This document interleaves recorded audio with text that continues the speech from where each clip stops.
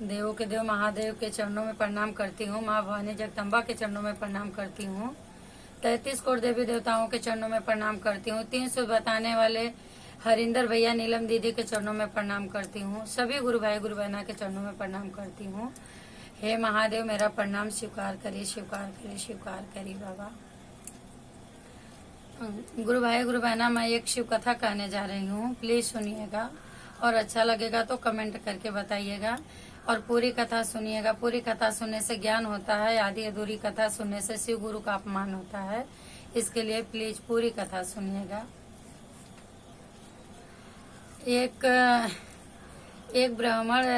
गांव में एक ब्राह्मण रहते थे। एक गांव में एक ब्राह्मण रहते थे। वो ब्राह्मण जो हैं बहुत ही ज्ञानी थे, बहुत ही पूजा पाठ करते थे, सब जगह जा जाके अपना पूजा पाठ करते थे। और ब्राह्मण का नाम जो था वो यज्ञदत्त नामक ब्राह्मण थे। तो ब्राह्मण पूजा पाठ बहुत करते थे। कुछ दिन बाद उनको मतलब एक लड़का हुआ, ब्राह्मण को एक लड़का हुआ। जो लड़का उनका हुआ वो लड़का जो है बहुत बुद्धिमान, बहुत तेजस्वी वो लड़का हुआ। तो ब्राह्मण जो है अपना भाई, ब्राह्मण का लड़का है और बुद्धिमान, बुद्धि वाला लड़का तो है ही है, दिमाग बुद्धि है ही है। अभी धीरे धीरे वो लड़का बड़ा होने लगा। जब भी वो लड़का 8 साल की आयु में होकर गया, 8 साल की आयु लड़के की हुई, तभी वो लड़का जो है स्कूल जाने लगा। स्कूल जाने लगा तो पढ़ने लगा। पढ़ने में भी बहुत चतुर, बहुत आगे निकल चुका लड़का। 8वीं तक पढ़ा वो बच्चा, 8वीं तक पढ़ा। उसके बाद उसका पढ़ाई से मन विचलित होके भटक के उसका खेलने कूदने में, जुआ जुआड़ी में, बाजा बजाते थे वो लोग के साथ उसका मन अलग ही लग गया। और उनके पिताजी बहुत बड़े विद्वान पंडित जी थे, वो पूजा पाठ करते थे। तो पूजा पाठ करते थे तो इनको बहुत सारी सामान जो है मिलती थी, कीमती सामान मिलती थी, तो लाके देते थे अपनी औरत को घर पे रखने के लिए, तो वो लाके रखती थी। लेकिन लड़का जो है वो तो पान मदिरा सब करने वाला निकल गया, दारू शराब सब पीने वाला निकल गया।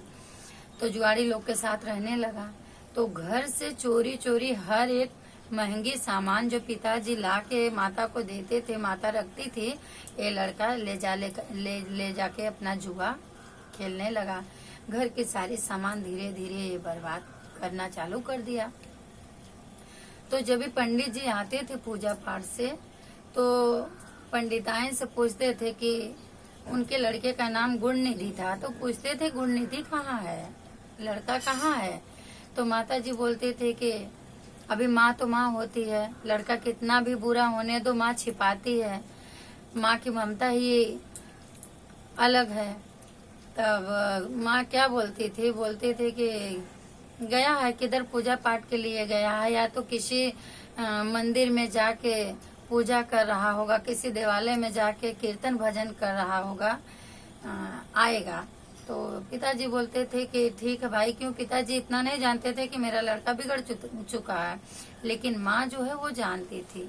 माँ मना करती थी कि बेटा तुम्हारे पिताजी इतने ज्ञानी हैं और उनका जगह जगह कितना नाम है, और आप ये सब कर रहे हो, कोई भी जानेगा उनको बताएगा तो उनको बहुत तकलीफ होगी।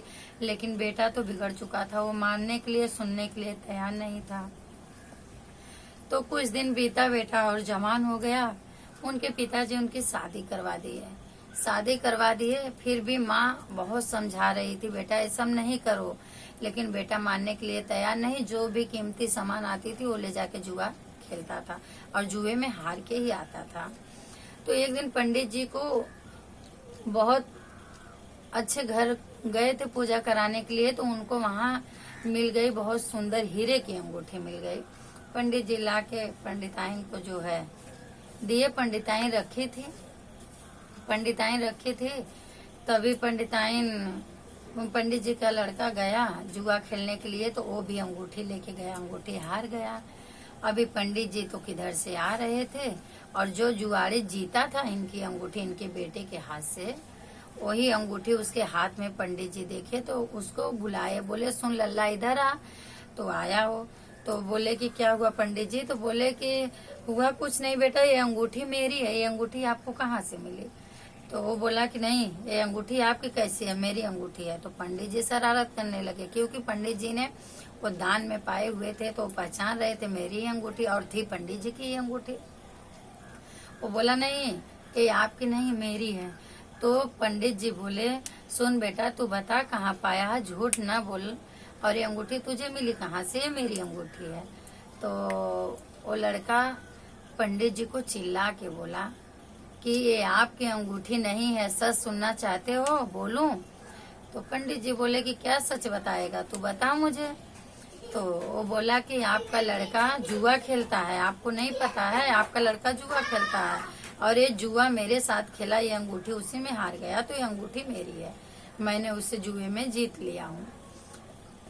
तभी पंडित जी सुने, पंडित जी का तो लज्जा के मारे एकदम मुंह नीचे हो गया। पंडित जी शर्म से झुक गए और आए वहां से घर पे आए।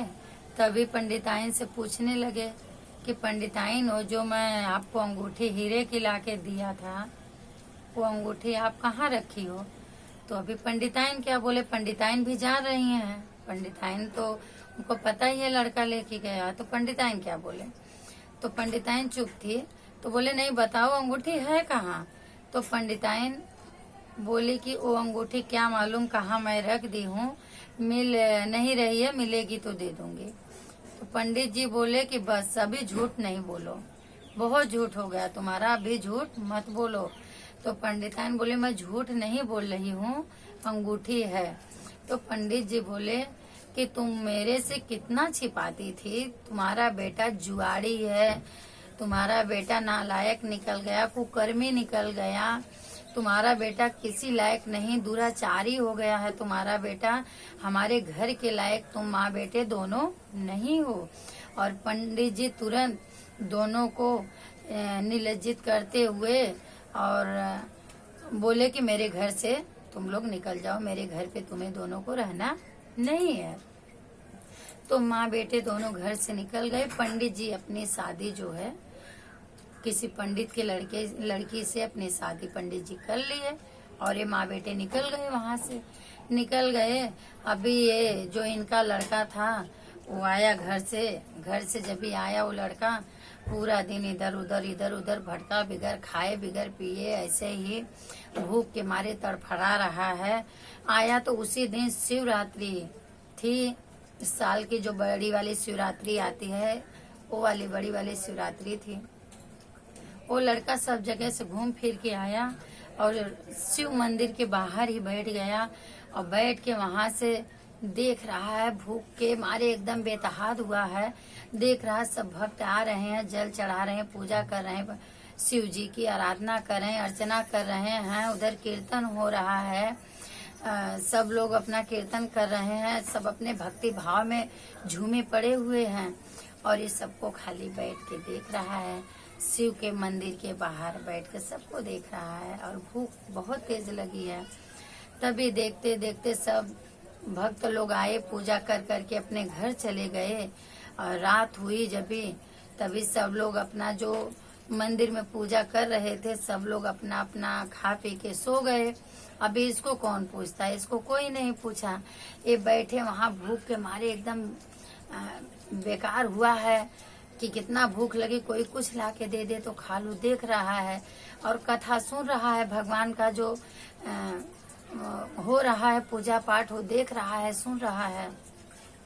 फिर जब भी सब सो गए तो ये रात को उठा, सोचा कि आज मंदिर में सब लोग चढ़ाए हुए हैं, सब कुछ चढ़ा हुआ है, ये लोग सो गए, मैं चुप्पे से जाता हूँ, कुछ लेके आऊंगा और खा लूंगा। ये धीरे से गया, दरवाजा सब बंद करके सोए हुए थे, सब बत्ती बुझाए हुए थे, ये गया अंदर घुस गया शिव मंदिर में, घुस गया। घुसने के बाद में जब भी अंधेरा था ये अपना कपड़ा फाड़ के वहाँ उजाला किया और उजाला करके वहाँ देख रहा है कि खाने की सामग्री क्या है, तो इसको कुछ सामग्री खाने के लिए मिली और ये निकल के लेके जैसे ही निकल रहा है, हाली हाली में निकल रहा है अंदर से बाहर आ रहा है। इसको निकलते समय किसी एक भक्त के पैर में इसका पैर टकरा गया, भक्त की नींद टूट गई, उठ के वो खड़ा हो गया। जब ये भक्त खड़ा हो गया तो बोला चोर चोर चोर, वो हल्ला कर दिया चोर चोर। अभी जितने भक्त लोग सोए थे वो लोग, बाकी और जो सुने जहां से वहां से सब दौड़ के गए और उसको इतना मार दिए कि मतलब वो मर गया। वो मर गया उधरी। फिर उसके बाद में उसको यम राज ने यमदूत लोग को भेज दिया कि जाओ गुण निधि मर गया है, उसको जाओ उठा के लाओ कुकर्मी को। फिर वहां से यमदूत आए। यमदूत भी उसको बहुत मार रहे हैं।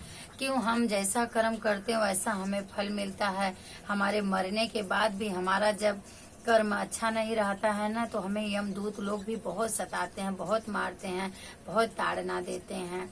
इसके लिए बोलते हैं मनुष्य जन्म मिला है तो कुकर्म नहीं करो, कर्म करो। ऐसा करो कि जो अभी भी अच्छा लगे और आपके चले जाने के बाद भी यमदूत भी आपको अच्छे अच्छे से लेके जाए। तभी क्या हुआ कि यमदूत उसको मार रहे हैं, पीट रहे हैं, और बाबा भोलेनाथ अपनी जगह से, अपने शिवालय से देख रहे हैं। तो वहां से शिव लोक से शिव अपने गण लोग को भेजे, बोले तुम लोग जाओ और गुड़ निधि को यहाँ लेके आओ। बाबा वहां से विमान भेजे तो यमदूत इधर उनको मार रहे हैं, घिसरा छीन रहे हैं कि चलो लेके चलते हैं। तभी जब शिव लोक के गढ़ आए तो बोले नहीं, ये शिव जी की वहां से शिव जी हमें भेजे हैं, ये शिवगढ़ में जाएगा, शिव लोक में जाएगा, ये आप लोग के साथ हम लोग नहीं जाएगा। तो यमदूत बोले नहीं नहीं, ये तो शिव लोक के लायक नहीं, कुकर्मी है, दुराचारी है, ये अच्छा मनुष्य नहीं है, अच्छा कर्म नहीं किया है, ये तो कुकर्म करके मरा हुआ है। तो बोले नहीं, मेरे शिव की वहां से बात हुई, वो मुझे भेजे हैं कि नहीं जाओ तुम लोग लेके आओ। वो कुकर्म किया नहीं है, कुकर्म किया था, लेकिन वो 12 बजे रात को मेरे शिवालय में घुसा है और शिवरात्रि के दिन नीरा जल वो शिव की उपासना किया है। भूल से ही भले, जान के नहीं, भूल से ही भले, लेकिन पूरा दिन वो खाया नहीं, पिया नहीं, नीरा जल रहा है, मेरी व्रत किया है वो, और पूरा दिन मेरे मंदिर के बाहर बैठ के पूजा सुना है, कथा सुना है, भक्त लोग आए, पूजा देखा है, और रात को अपना कपड़ा वस्त्र फाड़ के वो मेरे मंदिर में उजाला किया है। तो उसका सब जो कुकर्म है वो सब नष्ट हो गया और वो अभी शिव के योग्य है, शिव के लायक है, वो शिवलोक के लायक है, अभी वो शिवलोक में आएगा। तभी उसको यमदूत ने छोड़ दिए और यमराज से जाके बोले, पूछे क्यों नहीं आए, तो बोले कि वो शिवगण आए हैं, शिवगण लेके जा रहे हैं। वो पूरा दिन शिवरात्रि के दिन निराजली व्रत किया है, भूल से ही भले, लेकिन था शिवरात्रि का दिन। बाबा भोलेनाथ इतने भोले हैं कि भूल से ही कोई उनका व्रत करे, भूल से ही कोई उनका उपासना करे, कोई उनका चर्चा करे, तो वो पूरा अपना कुकर्म किया हुआ कुकर्म माफ करके वो अपने शरण में ले लेते। मेरे बाबा इतने भोले हैं। तो भोलेनाथ ने उसका कुकर्म पूरा माफ किए और उसको अपने लोक लेके जा रहे हैं। तभी वहां से यमराज भी बाबा भोलेनाथ को प्रणाम किए और बोले, बाबा मेरे से जो चूक हुई मुझे क्षमा करना। यमदूत भी बाबा भोलेनाथ से क्षमा मांगे हैं उस समय। फिर उसके बाद में इसको शिवलोक लेके गए, शिवलोक में गया ये। फिर शिवलोक से बाबा इनको जो है एक देश का राजा बनाए, उस देश का राजा बनाए। फिर इनका अच्छा कर्म हुआ तो भूल से ही सही भगवान शिव की पूजा जो करेगा उसको बाबा भोलेनाथ जरूर दया बरसाएंगे।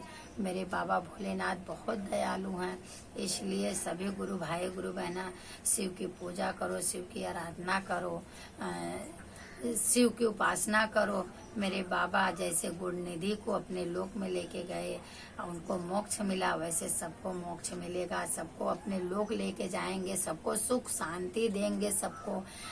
मेरे बाबा भोलेनाथ बहुत दानी है, बहुत दयालु है मेरे बाबा, बहुत अनुनतिया बरसाते हैं। मैं शिव को गुरु बनाई हूँ, आप लोग भी शिव को गुरु बनाइए। बोलो शिव गुरु महाराज की जय, मैया भवानी की जय।